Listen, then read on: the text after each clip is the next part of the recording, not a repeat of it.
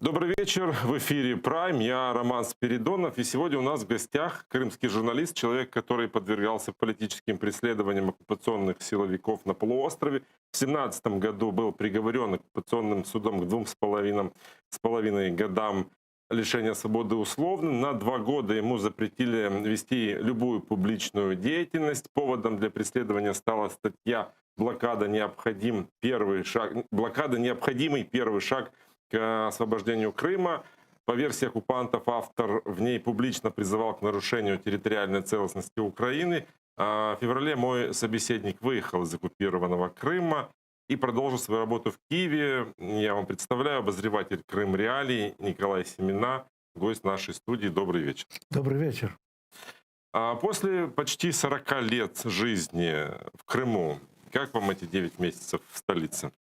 Я пока еще привыкаю. Мне очень помогает то, что я 7 лет учился в Киеве, и поэтому мне легче адаптироваться. Но, тем не менее, это какой-то совершенно новый этап в моей жизни. Вот, и мы сейчас с женой уже переехали, и поэтому привыкаем к новой ситуации. Но, тем не менее, надеемся, что придет время, когда мы возвратимся в Крым для того, чтобы продолжить то, что начинали. Нет ощущения, что вы здесь надолго или навсегда? Ощущение есть некоторая временности пребывания, вот, но это потому, что хотелось бы восстановления справедливости, значит, и так дальше. Но все-таки мы не теряем оптимизм и надеемся, что все будет справедливо. А какие для этого есть основания? Давайте поговорим об этом. Я думаю, что для этого много оснований. Во-первых, непризнание мировым сообществом той ситуации, которая сейчас создалась, создание международной платформы, когда, я так понимаю, весь мир станет на сторону Украины рано или поздно. И с другой стороны, Россия не вечно будет придерживаться этой политики. Вот, и я думаю, что изменится Россия, изменится мир, изменится ситуация в Украине, и Крым возвратится назад в состав Украины. По-моему, самым оптимистичным из всего этого это фраза о том, что изменится Россия. Вы правда верите, что там что-то может измениться? Я думаю, что да, потому что ничего вечного не бывает, во-первых. Во-вторых, политика — это настолько изменчивая категория, которая может измениться буквально за считанные дни. Вспомним 91 год и распад Советского Союза, который никто даже не предсказывал, кроме, конечно, фантастов. Но, тем не менее, это изменилось. Я думаю, что и Россия изменится, в первую очередь, под действием внутренних обстоятельств, и во вторую очередь под давлением международного сообщества, международного права. И я верю в то, что международное право и самая настоящая демократия установится в международных отношениях и в первую очередь во внутренней жизни России. Когда вы говорите под давлением международного сообщества, мы можем же проанализировать это давление и оценить те санкции, которые действуют, насколько они эффективны. Я думаю, что санкции эффективны, несмотря на то, что россияне все время ищут пути для того, чтобы их обходить, и это им в некоторых случаях удается. Но, тем не менее, тот факт, что на всех международных площадках политики России добиваются отмены санкций, то, что они все время утверждают, что эти санкции незаконны и так дальше, это говорит о том, что они боятся этих санкций, что они чувствительны для них. Пока недостаточно чувствительны для того, чтобы вернуть Россию в атмосферу, в сферу международного права. Но эти санкции будут ужесточаться обязательно, потому что сейчас Россия ведет себя на международной арене вопреки всему международному праву, и она не отказалась от политики силы. Это будет вызывать во всем международном сообществе, это будет вызывать отторжение. И я думаю, что санкции будут ужесточаться, и будет степень, когда они будут для России неприемлемыми. И тогда все изменится. До того, как стало известно, что Байден фактически победил на выборах президента США, многие делали ставки, говорят Трамп, Байден, и в контексте, кто был бы выгодней, грубо говоря, Украине. Вы делали такие ставки? Нет. Почему? С одной стороны, и демократы, и республиканцы, они положительно относятся к Украине, я имею в виду сама партия и их фракции в Конгрессе, они обе положительно относятся к Украине, и оба президента, и демократ, и республиканец, они помогали Украине в любом отношении. Потом политика Соединенных Штатов Америки – это намного более стабильная вещь, чем иногда нам кажется, с одной стороны. С другой стороны, конечно, она намного стабильнее, чем политика России.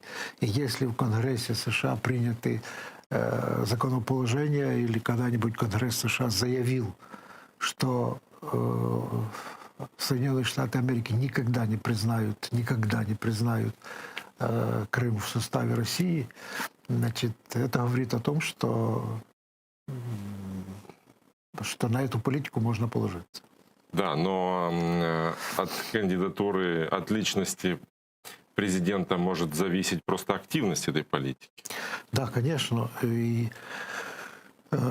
есть даже такая теория, что вот некоторое время назад, такая концепция развития международных отношений, что некоторое время назад в мире победило на выборах глав государств, победило довольно значительное количество популистов. Сейчас не секрет, что одним из таких популистов был Трамп. И ситуация объясняется еще и тем, что Трамп значительно хуже знает Украину, чем Байден. И поэтому он был 6 раз в Украине, он знает украинские отношения, знает украинскую политику, знает, чаяние украинского народа. Вот. И кроме того, он твердо стоит на той позиции, что Украине нужно помогать, с одной стороны, и с другой стороны, на той позиции, что Америка никогда не отступит. Поэтому я думаю, что если сравнивать две перспективы, так они могли бы, процентов на 80, может быть, совпадать. Но при президентстве Байдена, конечно, для Украины проявляется больше оптимизма. И, возможно, она на все 100% будет, Украина стремительная. В ОБСЕ обсудили религиозную дискриминацию в Крыму. В дополнительном совещании по человеческому измерению на темы свободы религии и убеждений приняли участие правозащитные организации со всего мира, включая Академию европейского права, Американскую ассоциацию юристов, Конференцию европейских церквей, Крымскую правозащитную группу, Крымско-татарский ресурсный центр, Европейскую гуманистическую федерацию, информационную группу по преступлениям против личности, Международную ассоциацию религиозной свободы, Мемориальный музей Холокоста США, Центр гражданских свобод. Принимал участие в работе и эксперты Ассоциации реинтеграции Крыма. И сейчас с нами на связи Алексей Плотников, эксперт этой ассоциации. Добрый вечер, Алексей. Здравствуйте. В двух словах расскажите, о чем шла речь на конференции. Я не смогу вам рассказать в двух словах обо всем, о чем шла речь на конференции, поскольку это достаточно большое и представительное международное собрание, на котором происходило несколько событий параллельно. Я могу рассказать то, чему я был свидетелем. В первую очередь, эта конференция была посвящена обсуждению ситуации с религиозными свободами в зоне ответственности ОБСЕ. Зона ответственности ОБСЕ — это то, что называется Большой Европой. То есть это Евросоюз плюс Восточная Европа. И конференция эта была предназначена в первую очередь для донесения до ОБСЕ информации от правозащитных организаций о том, что же происходит. Там были организации и из европейских государств, и в европейских государствах тоже есть проблемы с религиозными свободами. Там были представители и Российской Федерации, и государств Средней Азии. И немножечко присутствовали украинские правозащитные организации, которые поднимали в основном, конечно же, тему религиозных свобод в Крыму. О чем вы говорили? Я там говорил о ущемлении религиозных свобод в Крыму, конкретно того, что касается ущемления религиозных свобод крымских татар, в первую очередь, как группа, которая сейчас подвергается, вероятно, наиболее жестокой дискриминации, но в то же время и о ситуации с другими конфессиями в Крыму, это и христианские конфессии, и есть информация об ущемлении других конфессий. То есть в целом о том, что политика фактических властей нынешнего Крыма является дискриминационной, и это совершенно недопустимая ситуация в Европе. То есть сама по себе оккупация недопустима, но еще и дискриминация на религиозной почве в рамках оккупации — это то, чего Европа не видела, мне кажется, уже очень давно. Какие примеры звучали на этой площадке? Примеры дискриминации. Здесь можно привести... Я бы здесь сконцентрировался на двух примерах, потому что примеров на самом деле прозвучало очень много. Да? То есть я могу вам рассказать о том, что рассказывали, о том, что происходит в Казахстане, например. Я имею в виду Крым. Поговорим о Крыме. Крым описывался, естественно, с двух совершенно противоположных сторон. Есть украинский взгляд, есть российский взгляд. И по поводу Крыма не только Ассоциация реинтеграции Крыма в моем лице, но и вообще все правозащитные организации Украины говорили в один голос, что судебное преследование в отношении представителей крымско-татарской общины, это вот небезызвестное дело Хизбут Тахрир, которое, очевидно, носит не столько уголовный, сколько политический характер. Это ситуации с обысками в местах поклонения, ситуации с преследованием верующих. Все эти ситуации являются примером дискриминации и нарушения религиозных свобод. В то же время мы имели возможность услышать мнение представителей Российской Федерации. Я как юрист-международник считаю, что необходимо выслушивать всегда мнение обеих сторон, которое было высказано во время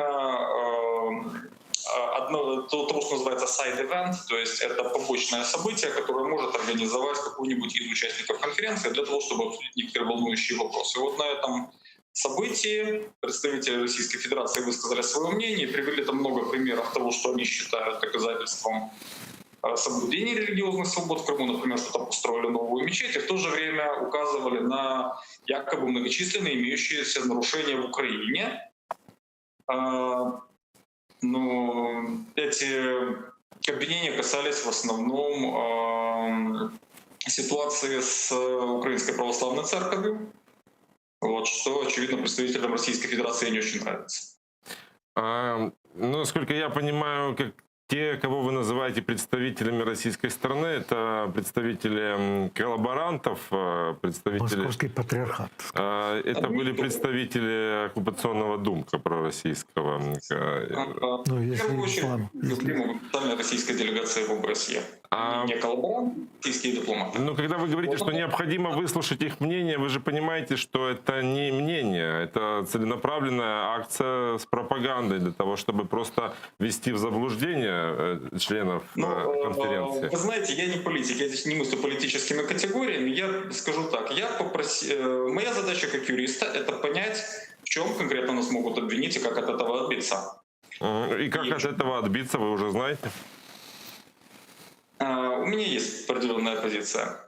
Вы ее нам не расскажете? Позвольте скажу. Там были, с одной стороны, представители ОБСЕ, которые являются профессиональными российскими дипломатами. Их задача — доносить позицию государства. Конечно же, там присутствовали люди, которых мы называем коллаборантами. Это люди, которые заявляют, по крайней мере, что они представляют крымско-татарскую общину, украинскую общину, даже белорусскую общину Крыма. Вот. И их позиция, у меня сложилось такое впечатление, что она прочитана с бумажки.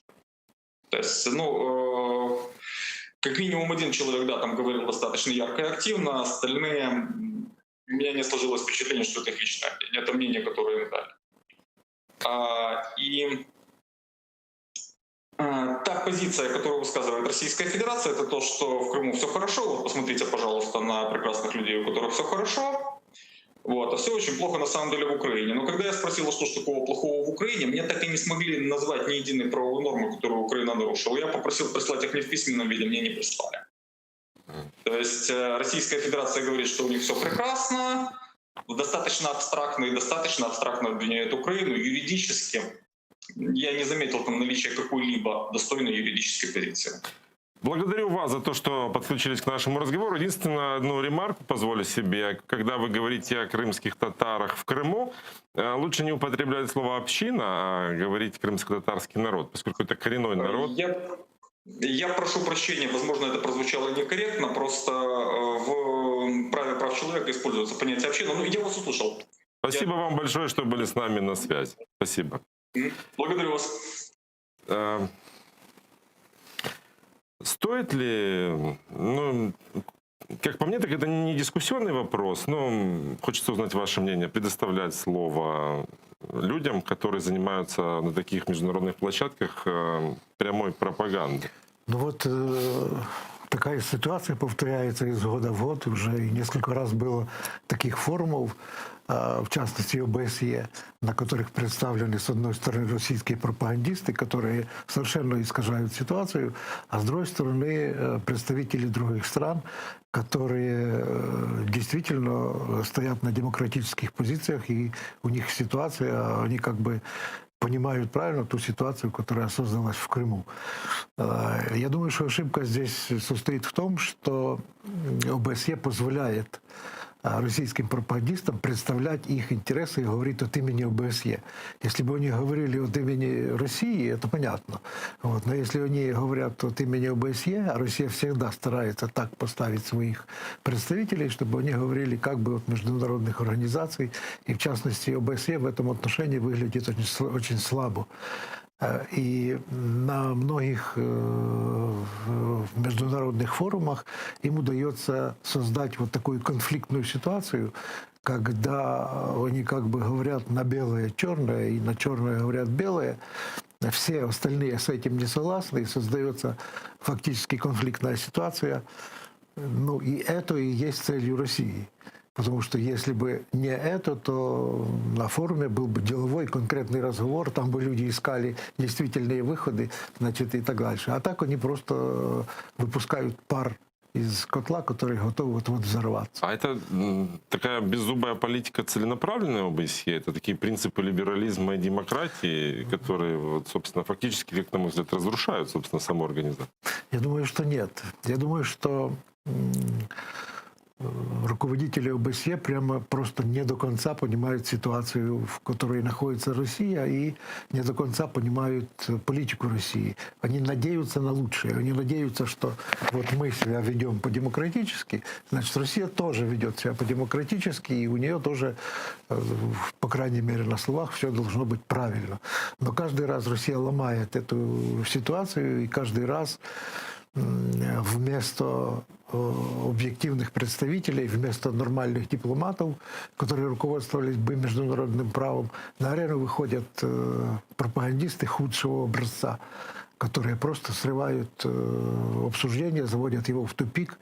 Вот, и если им еще позволять говорить, а на международных форумах часто им просто уже запрещают высказываться и не дают слова, потому что все больше становится очевидно их пропагандистская направленность, а не объективность. И я думаю, что, может быть, придет время, когда ОБСЕ поймет. Так, а сколько нужно? Такое очень идеалистическое представление. Мало было Грузии 2008-го, появился Крым 2014-го. И все равно еще есть такой идеализм. Да, вот я не знаю, почему ОБСЕ, так сказать, поступает именно таким образом. И в частности, их наблюдательные миссии, которые стоят у нас на Донбассе, они просто не выполняют, не могут, не поставлены в такие условия, когда они не могут выполнить свою задачу. Например, там, где железная дорога соединяет нынешнее Ордло с Россией, по которой в захваченные регионы поступает военная техника и другие грузы военного назначения, так наблюдатели наблюдательная миссия ОБСЕ, там стоит в большом отдалении от этой железной дороги. Она спрятана за кустах, за кустами, за лесополосой. Значит, и членам этой наблюдательной миссии запрещается выходить из этого наблюдательного пункта, из-за кустов и смотреть, что идет по железной дороге. Они могут фактически посчитать только количество поездов. Вот один прошел, там второй прошел. А что именно дальше? Конечно, это не выполнение функции ОБСЕ, это просто профанация этой задачи. Ну, вы же жили, да, в тех условиях и видели, как на самом деле все происходит. Вот расскажите о том, где правда там. Но я жил не в условиях Донбасса. Нет, я про Крым. Ну, просто мысленно вернулся к ОБСЕ, по преследованию, по политическим мотивам, по религиозным, когда мы видим обыски, облавы, аресты крымских татар только за то, что они где-то там на кухне в мечети о чем-то поговорили. Их обвиняют уже в терроризме. Мы видим фактически ликвидацию украинского культурного центра, сокращение языков, преподавание национальных, украинского и крымско-татарского. А в это время приходят коллаборанты и рассказывают, что строится мечеть. Ну, тут вот я рискую противоречить самому себе, но я хотел бы сказать, что это вот, ну, несколько, не то что десятилетий, а столетий уже продолжается аналогичная политика со стороны, скажем, сначала Российской империи, потом Советского Союза и сейчас того, что называется Российская Федерация. Возьмем для примера, скажем, писателя Достоевского и кружок Петрашевцев, за который его на 20 лет послали на каторгу. Это был кружок просто передовых людей, мыслителей, которые собирались и обсуждали насущные в обществе проблемы. Их кто-то сдал охранке, вот, их всех арестовали, судили, в том числе и Достоевского. Вот. Аналогично продолжается все. Продолжалось при Советском Союзе, как преследовали хельсинские группы, как преследовали инициативные группы крымских татар. Это все было по одной и той же схеме. И точно так же преследуются сегодня в Крыму, точно так же преследуются и религиозные общины, и, скажем, украинцы, какие-то общественные объединения. Когда эти девчата, в основном женщины, из Центра украинской культуры собирались для того, чтобы вышивать там, и так дальше, проводили совместные занятия по вышивке. Значит, российские пропагандистские сайты обвиняли их в том, что они занимаются экстремизмом, значит, и так дальше. Нигде в мире не преследуются, скажем, свидетели Иеговы. Это религиозное течение. Россия по неизвестной, по необъяснимой причине Российский Верховный суд принял решение запретить общество свидетелей Иеговы. Я так подразумеваю только исключительно потому, что они практикуют, то есть что по их верованиям верующий человек не должен взять в руки оружие. И поэтому они отказываются служить в российской армии. Но для этого есть гражданская служба, которую можно заменить и так далее. И не обязательно их преследовать, скажем, там, в уголовном порядке, а в Крыму уже руководителей общин, свидетелей Иеговы из Джанкоя, из Евпатории, из Ялты и из Севастополя осудили на 6 лет лишения свободы. Вот. Это такой, нет, это необъяснимый, то есть объяснимый, но явно пример, который можно реализовать явно в условиях оккупации, явно в условиях силовой политики, значит, и так дальше. То же самое происходит и с крымскими татарами. Люди, которые собираются, обсуждают какие-то, значит, свои религиозные проблемы, вот, их хватают, обыскивают, ведут в суд, а в суде наконец-то выясняется, что те свидетели, которые выступают на стороне обвинения, все они почти подставные.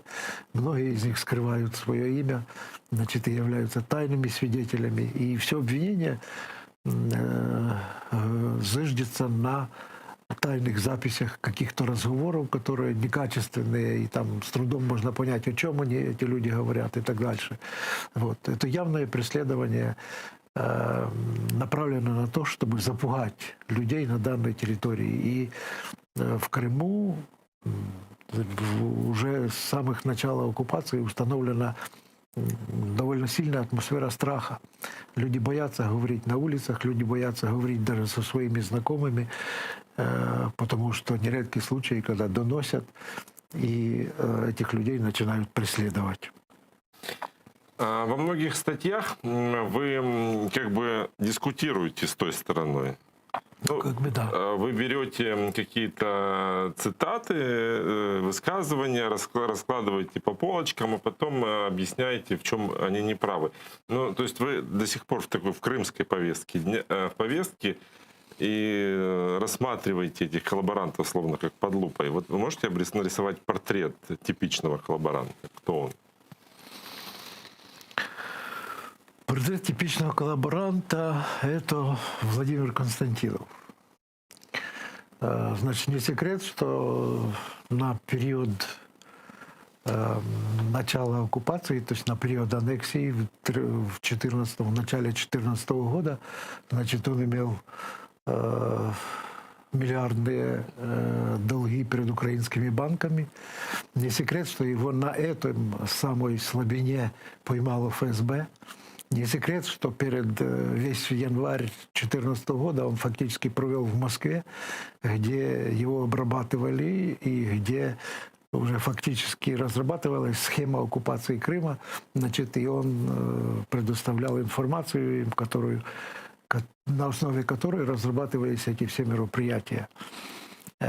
Значит, и ему сегодня, когда уже все ясно, ему сегодня не остается другого пути, значит, как искоренять все украинское в Крыму, гласно об этом заявляя. Не остается ничего другого, как обвинять Украину в самых смертных грехах, например, о том, что на Украине там победили нацисты, обвинять Украину в фашизме и так дальше. О том, что воду отравим, не просто. О том, что украинцы готовы воду отравить, это вообще. Значит, и о том, что вот в последней статье в своей газете он заявлял о том, что якобы значит, старые нацисты осуждены, значит, а этих нацистских гаденышей, которые сейчас, мы их передавим. То есть такая агрессивная... Передавиться правды прям. Да, такая наступательная, агрессивная такая позиция, в которую он постоянно вербует и постоянно мобилизует и депутатов, значит, того так называемого Совета, и журналистов крымских, и нацеливает весь актив той партии, которую он там руководит, значит, и так дальше. Вот. Но это потому, что ему просто другого пути не остается. Все предатели должны доказывать свою преданность вдвойне, чем даже ну, те люди, которые служат там родине и так дальше. А предатели, которые к ним пришли, они должны клясться, значит, вдвойне и бить себя в грудь и доказывать, что они верные, значит, вновь избранному пути, с одной стороны. С другой стороны, ну, весь мир не видит нигде в Украине ни фашизма, значит, ни того нацизма, в котором они там обвиняют и так дальше. И с этой точки зрения получается, что Константинов сам должен бы понимать, что он не прав, потому что соратников и единомышленников у него в этом направлении, может быть, 1 и 2 еще ходит по Крыму. Значит, а все остальные видят, что это ложь. Вот. Поэтому вот коллаборанта другого пути нету, кроме как так себя вести и кроме как иметь такую позицию. Когда только все начиналось, были предположения, что Россия просто использует местных коллаборантов как одноразовое изделие для того, чтобы на их как бы плечах зайти. И так произошло с многими крымскими татарами, которые решили пойти на службу оккупанту. Они недолго продержались на должностях. Как отработанный материал. А вот эти двое, и Константинов, и Аксенов, до сих пор у руля.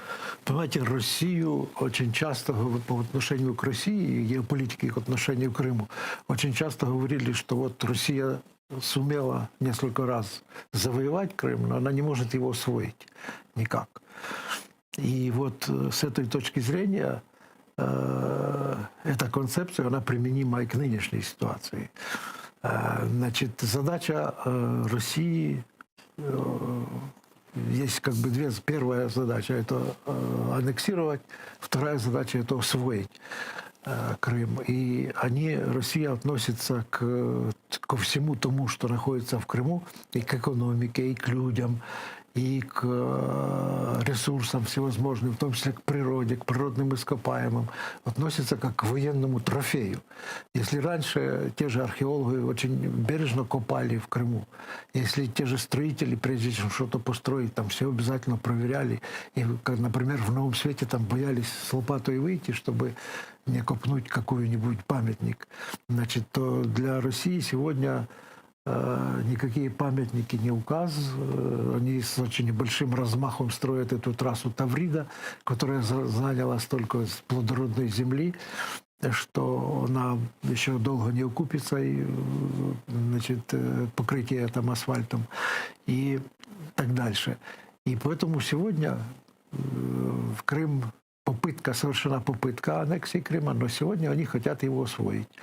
И в этом отношении для них нужны два как бы главных проводника.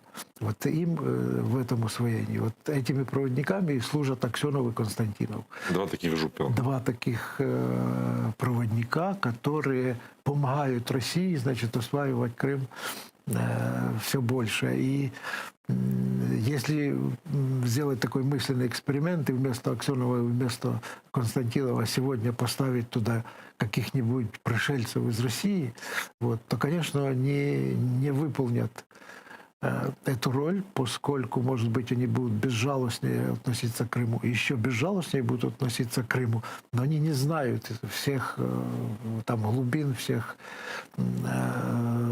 особенностей Крыма и так дальше. И пока Аксенов и Константинов в деле освоения Крыма Российской Федерации остаются наиболее эффективными политиками, скажем так, Россия хочет и вынуждена их сохранять, с одной стороны. А их можно назвать эффективными? А с другой стороны, но эффективными с точки Москвы, значит, с точки зрения России, потому что я думаю, что в России немного найдется политиков, которые взяли бы на себя сегодня, взвалили бы эту ношу, значит, осваивать Крым, и не зная его, значит, и так дальше. И поэтому многие в России политики опасаются просто идти на Крым. На каких-то там других должностях министров там и так дальше, это еще понятно, потому что есть руководители. А как главными лицами поэтому нельзя. Но как бы с точки зрения Крыма, конечно, они неэффективные. Это два разрушителя. А вот с точки зрения Москвы, с точки зрения направлений освоения Крыма, это два человека, которые подсказывают, значит, правительству, да, России, в каких точках нужно копать для того, чтобы как можно быстрее усвоить Крым. Одно из этих направлений, которое поддерживает и Константинов и Аксенов, это переработка населения Крыма. Там построено множество в каждом городе по несколько таких больших жилых комплексов, в которые заселяются приезжие из России, и пенсионеры, и люди рабочего возраста еще, значит, и в том числе и военные, и в большой части служащие спецслужб, и которые, по данным, например, сайта Black Sea News, которым руководит Андрей Клименко, сегодня население Крыма уже превышает 3 миллиона человек, 3,2 миллиона человек. При том, что было 2, при том, что ну, на начало оккупации или на конец 2013 года население всего Крыма составляло 2 и немножко, там, по-моему, 14 миллиона. Вот уже получается больше 25% населения, а это электорат, который всегда будет голосовать за Россию и который всегда будет отстаивать Россию, потому что они другого не знают, и они не понимают ни роли Украины в этом отношении, значит, ни интересов Украины, и вообще не знают многие из них, что такое Украина. Вот. Поэтому это огромная масса населения, которая уже навсегда как бы закрепляет Россию, закрепляет Крым за Россией. Такие процессы Россия организовала всегда. Когда в 1939 году, значит, они взяли, скажем, Западную Украину, оттуда были вывезены кто по обвинению в кулачестве, кто по обвинению, значит, в национализме, кто по обвинению в других делах, значит, вывезены украинское население, и туда заселилось много военных, много мигрантов из России и так дальше. Состоялась переработка населения. Вот, как и по всей, скажем, Украине. Откуда в Украине 12% русских? Это те люди, которые переехали из России, потому что, вопреки тому, что говорят некоторые наблюдатели, что вот в России пока лучше, а для того, чтобы Крым вернулся в Украину, нужно, чтобы в Украине стало лучше, чем в России и так дальше. Это совершенно ложная концепция, с одной стороны, потому что Крым сам не уходил, и поэтому сам возвращаться он не будет, с одной стороны. А с другой стороны, если понаблюдать за социальными процессами, то еще и после, начиная с 1654 года, после эпохи Богдана Хмельницкого, россияне все время постоянно переезжали и обосновывались на территории Украины. Это говорит о том, что на Украине всегда, с того времени и по сегодня, на Украине было лучше с политической точки зрения, что не важно, лучше с точки зрения, значит, работы власти, лучше с экономической точки зрения тоже, вот, лучше с психологической там, точки зрения, с гуманитарной и со всех других, лучше, чем в России. Вот, поэтому не нужно обманывать людей. И если в России большая зарплата, так эту зарплату нужно сравнивать не с украинской зарплатой, а нужно сравнивать с российскими ценами. А украинскую зарплату нужно сравнивать с украинскими ценами. Вот. Поэтому вот когда в 2014 году Крым был оккупирован, и всем пенсионерам умножили пенсии на 2, то все говорили, что вот мы получаем пенсию вдвойне, и даже были бабушки, которые очень радовались, когда у них пенсия в начале была, скажем, ну, около 2000. Ну, пока еще цены не успели вырасти. Украинских, да, украинских гривен. И когда она высчитывала, что у нее пенсия теперь будет там 7-8 тысяч, так она думала, что это 7-8 тысяч гривен будет. И по таким же ценам можно будет ходить на базар и покупать продукты. А когда это случилось, цены рванули вверх, некоторые цены увеличились в 10 раз, пенсию увеличили в 2, а цены на некоторые товары увеличились в 10, в 5, в 7, в 8 раз и так дальше. И теперь те пенсионеры, которые получают как бы двойную пенсию, на эту российскую пенсию могут купить меньше товаров и услуг, чем в начале 2014 года они могли купить на, казалось бы, небольшую украинскую пенсию. Вот. Поэтому на это вестись не нужно. И нужно реально оценивать, значит, те ситуации, которые там, значит, и которые здесь. Но это говорит еще и об отношении России к своим гражданам, которых она переселяет. Потому что при деоккупации Крыма, когда им придется возвращаться назад, может получиться так, как в Нагорном Карабахе, когда-нибудь уходить, сжигать свои дома и уезжать к себе в Рязань на пустырь? Да, совершенно верно. В этом отношении сейчас вот прокатилась дискуссия в средствах массовой информации по этому поводу, и разрабатывается, и проговаривается, вернее, ситуация, когда рано или поздно Крым же будет деоккупирован, и что тогда Украине делать и с теми переселенцами, которые там появились. Значит, с одной стороны, они явно нарушили закон, потому что пересекли границу незаконным способом, значит, и так дальше. Они также нарушают закон тем, что Украина объявила, потому что российское законодательство по международному праву в Крыму не действует. Вот, а там оформляются сделки по российскому законодательству, продаются дома, продаются квартиры, продаются земля, значит, и так дальше. И по всем нормативам эти сделки должны были быть признаны недействующими с момента их заключения. Вот. Поэтому это очень большая проблема. И я думаю, что способа решения до конца мы еще не знаем, и неизвестно, как это будет решаться. Вот. Но Украина вырабатывает переходное законодательство. Я думаю, что оно еще в течение года должно быть проработано и будет принято, и будут ответы на все эти вопросы, в том числе и как вести себя с теми, почти миллион уже, да, с миллионом человек, которые там переселились, и этот процесс продолжается. Ну, там есть хороший новый мост, по которому можно будет без проблем выехать. Да, что касается моста, то я занимаюсь мостом, проблемой моста с 91 года, когда еще Юрий Мешков поднял этот вопрос, значит, строительства моста в то время. Значит, в некоторой степени это было не совсем серьезно, так сказать, но я поднял историю моста еще со времен немецкой оккупации. Со времен жизни и работы Владимира Менделеева. Владимир Менделеев – это сын Дмитрия Менделеева. Его очень мало знают, потому что он очень рано умер.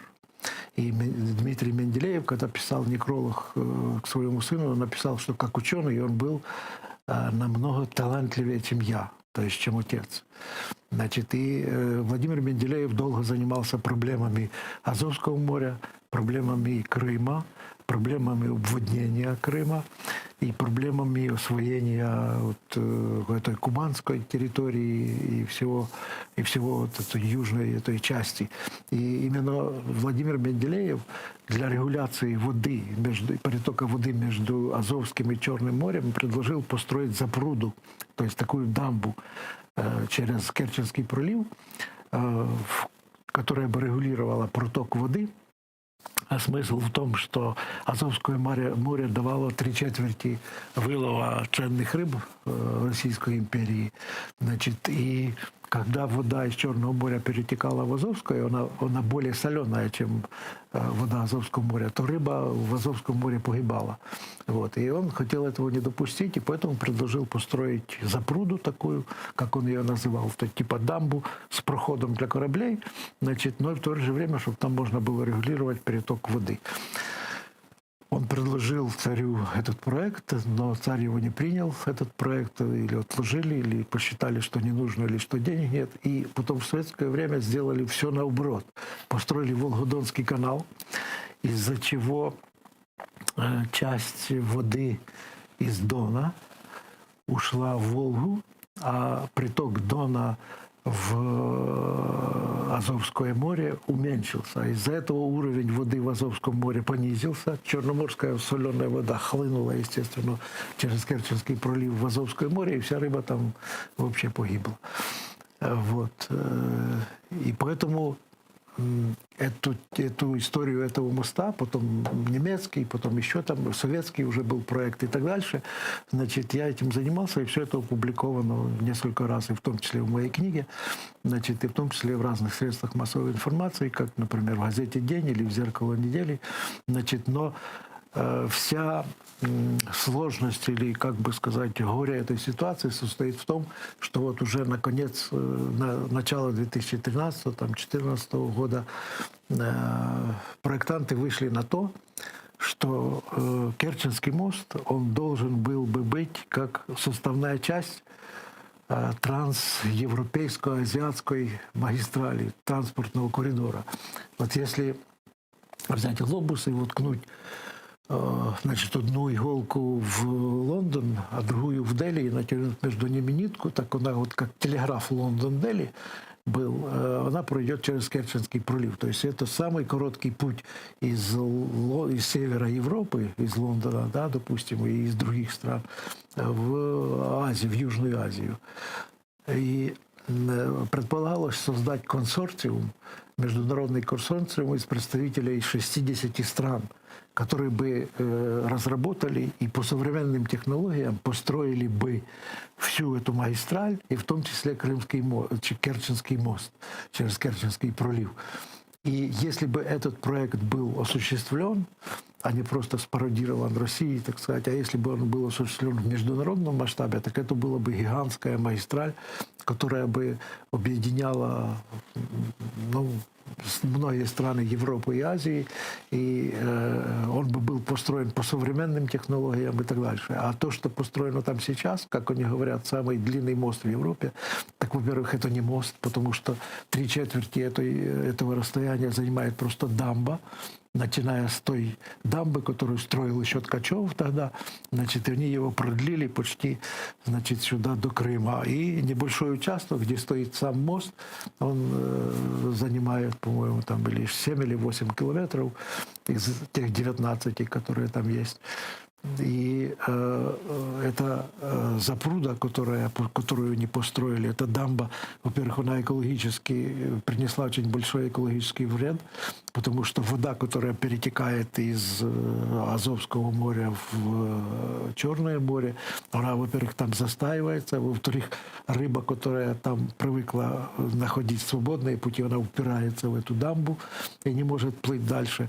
Во-вторых, там и для птиц, и для рыбы создались очень неблагоприятные условия, и экология нанесен очень большой вред. А если бы это было по мировым технологиям, я думаю, что такой мост рано или поздно будет построен, потому что этот мост, как неудавшееся предприятие, он будет разобран, и на его месте будет построен настоящий мост, который будет соединять Европу и Азию. Сегодня национальный лидер крымских татар и политический узник советского режима, правозащитник и политик Мустафа Джемилев празднует свое 77-летие. А вы писали о нем книгу. Вы автор книги «Мустафа Джемилев. Человек, победивший сталинизм». В 2010 году она была издана. Давайте поговорим о том, как вы на ней работали и как вы знакомились с Мустафой Джемилевым, какое он на вас производил впечатление, и почему вы, собственно, решили о нем написать эту книгу? Ну, с Мустафой Джемилевым я познакомился еще в 91 году. То есть я много читал о нем в самом начале. А вот непосредственно мы, значит, встретились на первом, или, как его называют, второй Курултай в августе 91 года в Доме профсоюзов в Симферополе. Значит, я слушал его доклад, значит, и потом я брал у него интервью, значит, и так дальше. И он показался мне, значит, очень интересным человеком, и действительно и его мышление, значит, и его деятельность, вот это был такой гигантский труд, и такая гигантская уверенность в правоте своего дела, вот, что я несколько раз о нем писал, но в конце концов вышел на то, чтобы, значит, написать о нем книгу. И я много раз брал у него интервью, которые в значительной степени легли в эту книгу. Значит, и после... И в этой книге мне удалось сделать несколько как бы исправлений той традиционной биографии, которая опубликовалась в отношении Мустафы Джемилева, значит, и так дальше. Например, во всех биографиях писали, что Мустафа Джемилев родился в селе Ворон под Судаком, значит, и так дальше. Оказывается, это совсем не так. На самом деле, значит,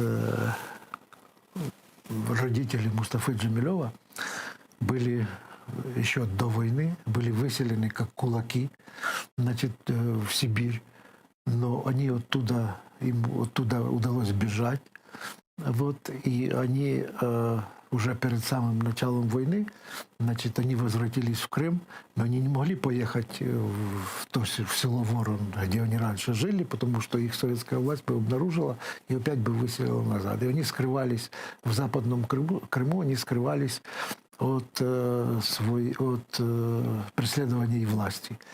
Значит, находясь у родственников в Западном Крыму, там за Евпаторией. И в это время у них родился Мустафа Джемилев. Так что Мустафа Джемилев родился в Западном Крыму, а не Ворон и так дальше. И, Это вы сверяли биографию с самим Мустафой Джемилевым? да, мы с ним говорили, это он лично рассказал мне эту историю, значит, и так дальше. Она впервые изложена в этой книге, значит, которую мы издали по нем. Вот. Ну и много других. Что касается самого Мустафы Джемилева, то сегодня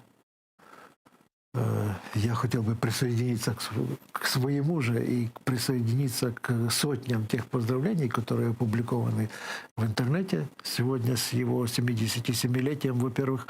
А вот, во-вторых, пожелать ему еще много здоровья и много стойкости, потому что вот самая отличительная черта Мустафы Джемилева – это стойкость. Вот я наблюдал его в многих ситуациях, и когда многие из крымских татар уже готовы были там смириться с ситуацией, значит, и так дальше. Мустафа Джемилев проявлял невероятную стойкость, значит, и всегда побеждал в этой ситуации, потому что верность тем принципам, которые он исповедовал с самого начала, значит, и верность тем идеям, которые он исповедовал, о том, что крымско-татарский народ должен наконец-то вернуться на свою родину, значит, и должен быть, и должен создать свою форму государственности на этой родине. Значит, он следовал этому всю свою жизнь, и можно сказать, что он, в принципе, побеждает. С одной стороны, с другой стороны, конечно, его можно и нужно считать победителем сталинизма, потому что в атмосфере Советского Союза, когда он возвратился уже в Крым, значит, и когда он создавал ОКНД, когда он созывал первый или второй Курултай, вернее, Курултай 91 года, конечно, это была большая победа его и большая победа всего крымско-татарского народа над той формой сталинизма, которая на то время существовала в Советском Союзе. Я благодарю вас за то, что вы пришли к нам в студию. Наш телеканал присоединяется к поздравлениям национальному лидеру крымских татар Мустафе Джемилева и выражаем надежду, что стойкость и настойчивость, о которой говорил Николай Семена, Мустафа Джемилева объединит и будет по-прежнему объединять людей в нынешней борьбе, в борьбе освобождения Крыма теперь уже от российских оккупантов. Моим гостем был обозреватель Крым Реалий Николай Семена. Я благодарю, что были с нами. Не переключайтесь, сейчас в эфире Заман. Спасибо, что были с нами. Благодарю.